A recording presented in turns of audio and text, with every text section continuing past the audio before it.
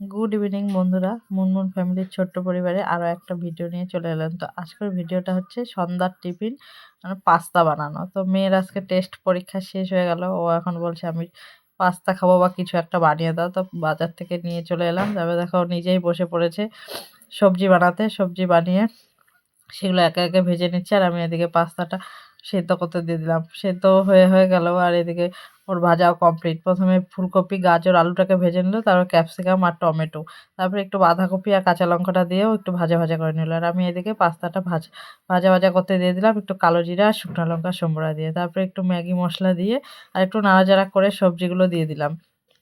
যেহেতু নিরামিষ, আজকে বৃহস্পতিবার, তো নিরামিষ জন্য নিরামিষ করেই করেছি। তো সব রকম সবজি দিয়ে কালারটাও দেখো খুব সুন্দর এসেছে, আর শেষে একটু ধনেপাতা দিয়ে দিলাম। তো আমাদের সন্ধ্যার টিফিনটা কেমন হয়েছে তোমরা অবশ্যই বলো, আর অবশ্যই আমাদের পাশে থেকেও। দেখা হচ্ছে